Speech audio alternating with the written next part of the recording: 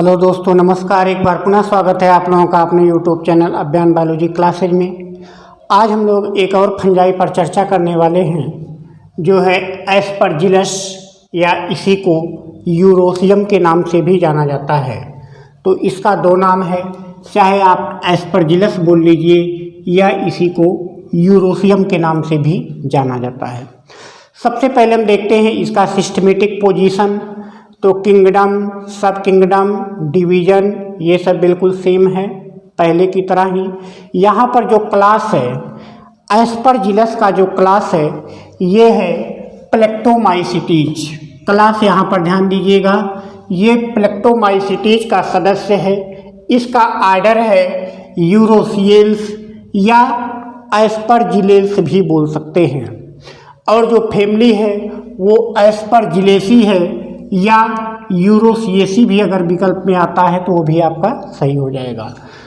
इसके बाद इसकी लगभग 132 प्रजातियां पूरे विश्व में पाई जाती हैं, जिनमें से 30+ प्रजातियां भारत में पाई जाती हैं। तो ये कोई इम्पोर्टेंट नहीं है बहुत।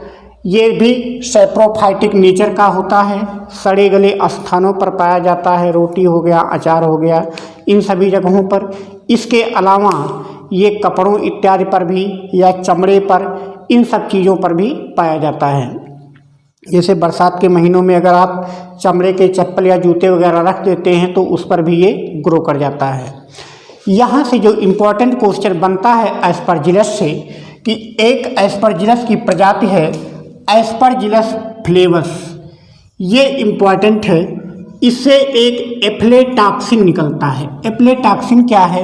यह एक प्रकार का जहरीला पदार्थ है, और इस एफ्लेटॉक्सिन से स्वाद खराब होता है, खास करके मूंगफली में।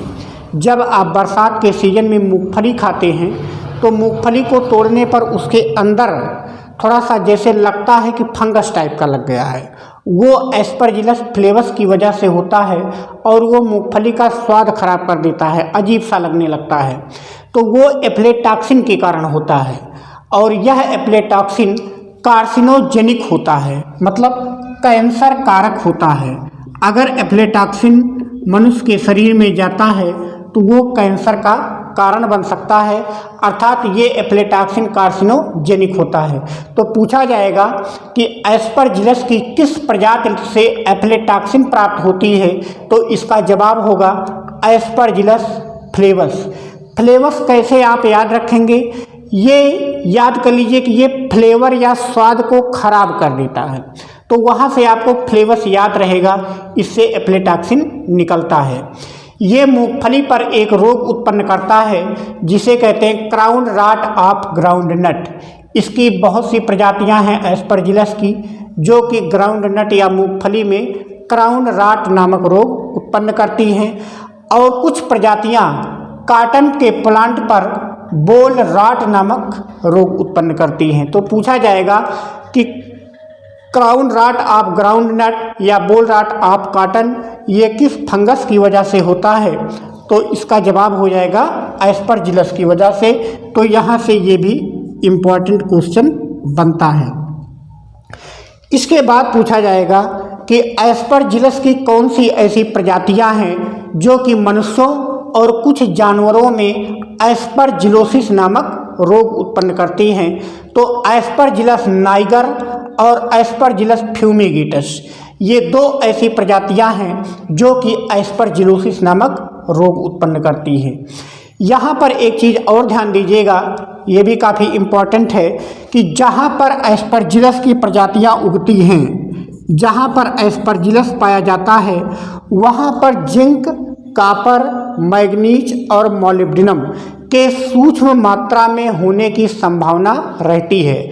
अर्थात ये इन खनिजों के इंडिकेटर के रूप में यूज किए जाते हैं कि जहाँ पर जिंक, कॉपर, मैग्नीज और मोलिब्डेनम की मात्रा होगी वहाँ पर एस्परजिलस उगना पसंद करेंगे। तो क्वेश्चन पूछा जाएगा कि इनमें से कौन सा ऐसा फंजाई है जो इन मिनरल्स के इंडिकेटर के रूप में प्रयोग किया जाता है, तो इसका जवाब होगा एस्परजिलस। इसके बाद इसकी वेजिटेटिव स्ट्रक्चर हम देखते हैं। इसकी जो कायिक संरचना होती है वो ब्रांच होती है, काफ़ी ज़्यादा ब्रांचिंग होती है, सेप्टेट होती है, मतलब पट पाए जाते हैं। इसके पहले अब तक आपने जो फंजाई पढ़ा था वो एसेप्टेट होते थे, उनके माइसीलियम में पट का अभाव होता था। लेकिन यहाँ पर अब आप जो एस्परजिलस या यूरोसियम पढ़ रहे हैं ये सेप्टेट होता है और मल्टी न्यूक्लिएट होता है। एक से ज़्यादा केंद्रक एक सेल में मौजूद होते हैं और ये जो केंद्रक होते हैं होमोकैरियोटिक होते हैं, अर्थात सभी केंद्रक बिल्कुल देखने में सेम होते हैं। लेकिन कुछ प्रजातियां ऐसी हैं जिनमें हेट्रोकैरियोटिक अवस्था भी देखने को मिलती है। तो ज़्यादातर चांसेज होमोकैरियोटिक के होते हैं, हेट्रोकैरियोटिक कभी कभी ही देखने को मिलती है। इसके जो पट में होता है उस पट में सिंपल पोर या छिद्र पाया जाता है जिसके माध्यम से जीवद्रव्य एक कोशिका से दूसरे कोशिका में जाता है, लेकिन केंद्रक इनसे आर पार नहीं जा पाते हैं। इसके बाद रिप्रोडक्शन की बात करें तो रिप्रोडक्शन इसमें तीनों टाइप का होता है, कायिक जनन भी होगा, अलैंगिक भी होगा और लैंगिक होगा। तो वेजिटेटिव रिप्रोडक्शन इसमें बाई फ्रेगमेंटेशन के द्वारा होता है, खंडन के द्वारा होता है। इसका माइसीलियम जितने खंडों में टूट जाता है प्रत्येक खंड डेवलप करके एक नया माइसीलियम बना लेता है। इसके बाद एसेक्सुअल रिप्रोडक्शन की बात करें तो एसेक्सुअल रिप्रोडक्शन कोनिडिया के द्वारा होता है और ये कोनिडिया बनते कहाँ पर हैं? कोनिडियोफोर पर बनते हैं। यहाँ पर देखिए ये जो संरचना आपको लंबी सी दिख रही है यही है इसका कोनिडियोफोर। इसी कोनिडियोफोर के ऊपर कोनिडिया बनते हैं। तो यह कोनिडियोफोर आगे जा करके फूल करके एक थैलीनुमा संरचना बना लेती है जिसे वेसिकल कहते हैं। यहाँ पर एक चीज़ और ध्यान दीजिएगा कि जो कोनिडियोफोर होती है ये अनब्रांच्ड होती है, मतलब इसमें अगल बगल से शाखाएं नहीं निकलती हैं और एसेप्टेट होती है, मतलब पट नहीं होता है। तो यहाँ पर ध्यान देना है कि कवक के माइसीलियम में तो पट होता है लेकिन इसके कोनिडियोफोर में पट नहीं होता है।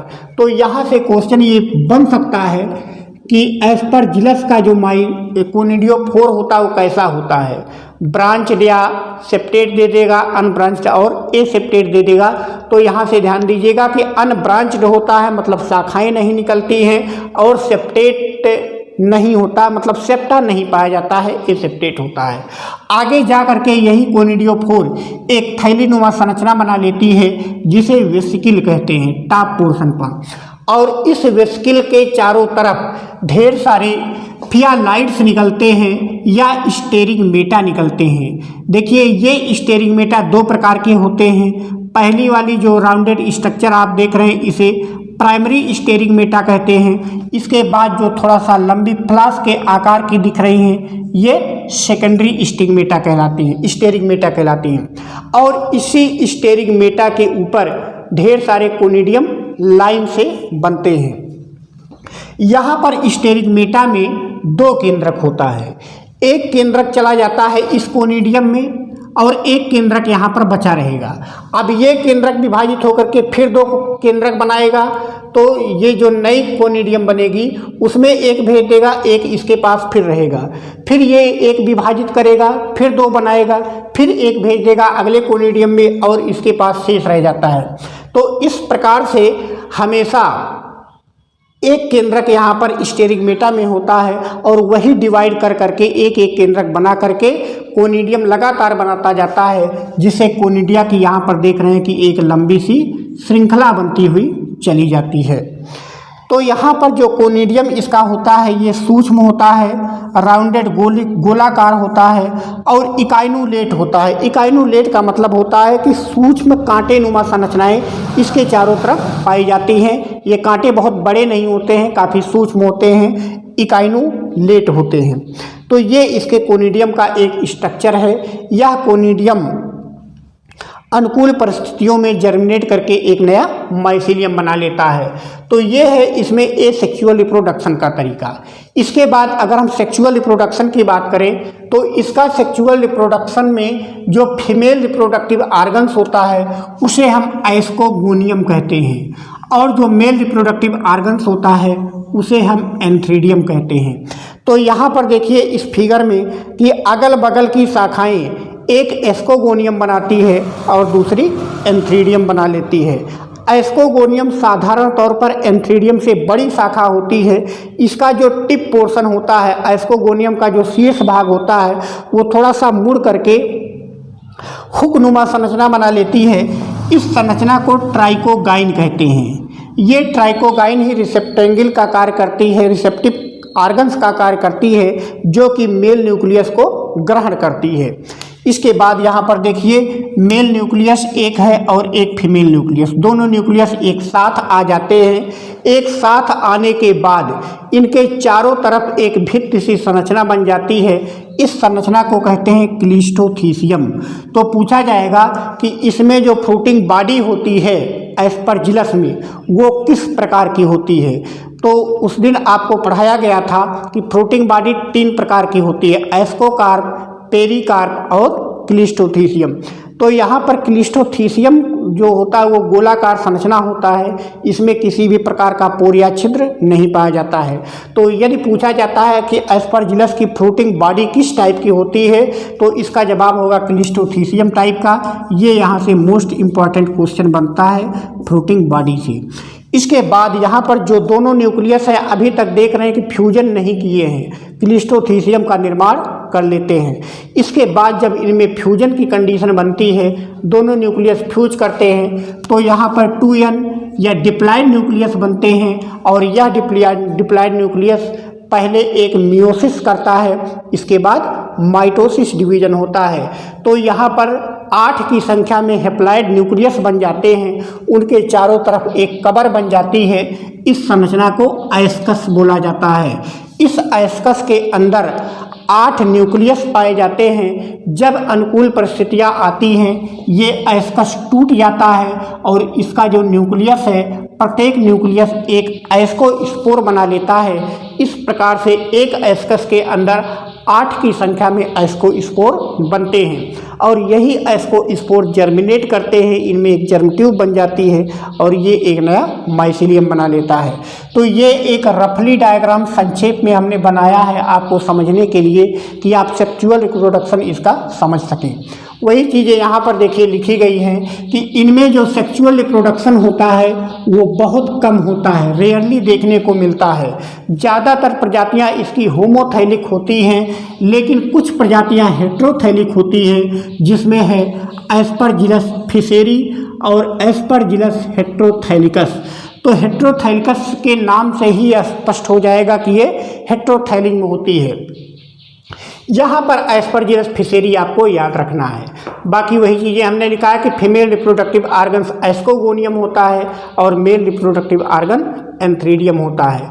यहाँ पर पूछा जा सकता है कि जो इसको ट्राइकोगाइन होती है ये कैसी होती है, यूनिसेलुलर होती है या फिर मल्टीसेलुलर होती है। तो इसकी ट्राइकोगाइन एक यूनिसेलुलर स्ट्रक्चर है और ये मल्टी न्यूक्लिएट होती है, एक से ज़्यादा केंद्रक पाए जाते हैं। यहाँ पर गैमीटेंजियल कांटेक्ट होता है, दोनों के गैमीट का संयुग्मन होता है, लेकिन केंद्रक का फ्यूजन बाद में होता है। इसके बाद अयस्कस का डेवलपमेंट होता है, पहले फ्यूजन होगा न्यूक्लियस का, इसके बाद एक मियोसिस होगा और बाकी ढेर सारे माइटोसिस होते हैं। तो यहाँ पर 8 एस्कोस्पोर बनते हैं एक एस्कस के अंदर। ये क्वेश्चन भी पूछा जा सकता है कि एक एस्कस में कितने एस्कोस्पोर बनते हैं, तो इसका जवाब हो जाएगा 8 एस्कोस्पोर बनते हैं।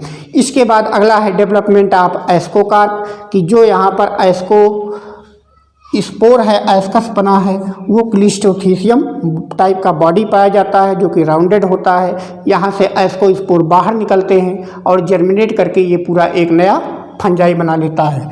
तो यहाँ पर देखिए एक ये जर्म ट्यूब बन जाती है, जर्म ट्यूब, और ये एक नया माइसीलियम बना लेता है।